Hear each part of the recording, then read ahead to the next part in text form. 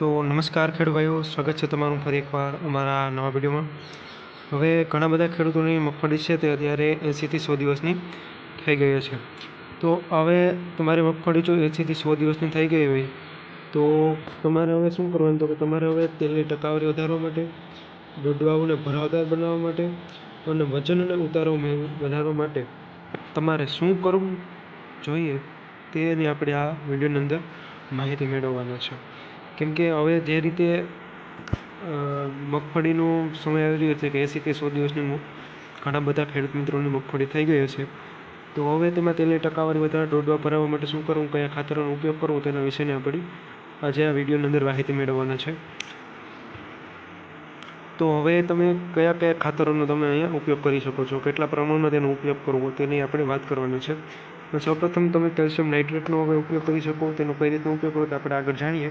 ત્યાર પછી બોરોન, કે જે અત્યારે બહુ જરૂરી એલિમેન્ટ છે આ ત્રણે ત્રણ, તેનો તમે 80થી 100 દિવસની જ્યારે મગફળી થાય ત્યારે તમે તેનો ઉપયોગ કરી શકો છો। હવે આમાં આપણે કેલ્શિયમ નાઇટ્રેટની વાત કરીએ। કેલ્શિયમ નાઇટ્રેટ છે દોડવાઓને ભરાવદાર બનાવવા માટે આનો ઉપયોગ કરવામાં આવે છે। કેલ્શિયમ નાઇટ્રેટનું વોટર સોલ્યુબલ પાવડર આવે છે, જેનો છંટકાવ કરવાનો છે તમારા પંપમાં 100 ગ્રામ નાખી। એક પંપમાં તમારે કેટલું નાખવાનું, 100 ગ્રામ આ પાવડર અથવા તો આ જે કંઈ પણ છે તે તમારે 100 ગ્રામ જેટલું નાખી દેવાનું। જમીનમાં આપવાનું ફર્ટિલાઇઝર ઉપલબ્ધ છે બજારની, તમારે તો 1 વીઘામાં 4 કિલો જેટલું કેલ્શિયમ નાઇટ્રેટનું જે ખાતર આવે છે તે તમારે 1 વીઘામાં 4 કિલો, અને જે પંપમાં છાંટવું તો 100 ગ્રામ એક પંપમાં એડ કરીને તમે કરી શકો છો।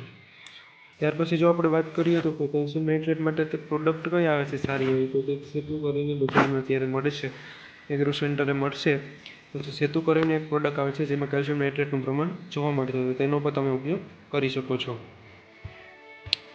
હવે આ પ્રકારના વોટર સોલ્યુબલ જે કંઈ પાવડર છે તે આવતા હોય છે, વોટર સોલ્યુબલ ફર્ટિલાઇઝર જે આવતા હોય છે। આ કંઈ બીજી કંપની છે જેમાં પણ શું આવેલું છે કે નાઇટ્રેટ આવેલું છે, જે તમને 100% પ્લાન્ટને અવેલેબલ ફોર્મમાં મળી રહે છે। તમે આ ગમે તે કેલ્શિયમ નાઇટ્રેટ સોલ્યુબલ ફર્ટિલાઇઝરનો તમે આ માટે ઉપયોગ કરી શકો છો।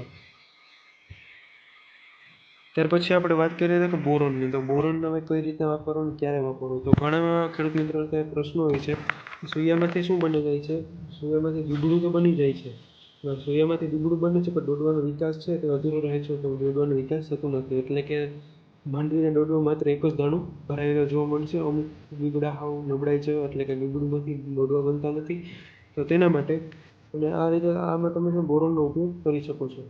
હવે આમાં તમે બોરોન અને કેલ્શિયમ બંનેને સાથે તમે છંટકાવ પણ કરી શકો છો। બજારમાં છે તે બોરોન અને કેલ્શિયમ નાઇટ્રેટની પ્રોડક્ટ છે, સેતુ કાપ તરીકે પ્રોડક્ટ છે તે આવે છે। સેતુ કાપમાં છે કે બોરોન અને જે કેલ્શિયમ નાઇટ્રેટ છે તે બંનેનું પ્રમાણ આ જે સેતુ કાપ છે તેમાં જોવા મળે છે। હવે આનો તમારો ઉપયોગ કઈ રીતે, 40 ml છે તેનો તમારે એક પંપની અંદર ઉપયોગ કરીને બોરોનનો છંટકાવ કરવાનો છે, અથવા કોઈ પણ બોરોનને લગતી કંઈ પ્રોડક્ટ હોય તેનો તમે આમાં ઉપયોગ કરી શકો છો।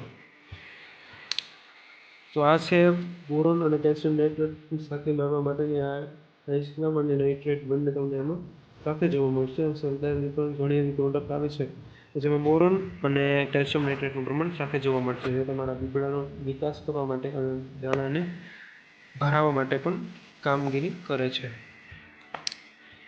હવે આ એક ખાતર છે જેનો ઘણા ખેડૂત મિત્રો વપરાશ કરી રહ્યા છે, કારણ કે આમાં છે તે 50% જેટલો પોટેશનો ભાગ આવેલો છે અને સલ્ફરનો ભાગ તે 15થી 20% જેટલો આવેલો છે।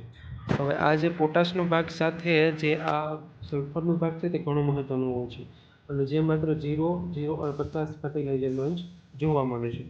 હવે આ ખાતર આપવા માટે સલ્ફરનો ભાગ તેલની ટકાવારી વધારવા માટે અગત્યનું। હવે આ ખાતર તમે શા માટે નાખવાનું, જો તમારે તેલની ટકાવારી વધારવી તો તમે આ પ્રકારનું ખાતર છે તે નાખી શકો છો, અથવા તો મગફળીની ક્વોલિટી છે તે સારી બનાવવા માટે તમે આને વાપરી શકો છો।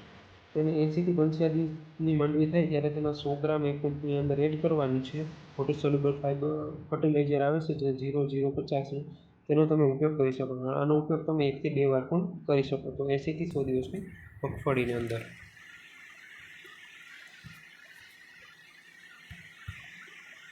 આ રીતના કંઈક ખાતર આવે છે ઘણા બધા એવા અત્યારે ઉપલબ્ધ છે. આપણે જોઈ શકીએ તો ઘણા બધા ફર્ટિલાઇઝર ઉપયોગ છે કે જે 0050 વોટર સોલ્યુબલ ફર્ટિલાઇઝર આવતા હોય તો તેનો તમે ઉપયોગ કરી શકો.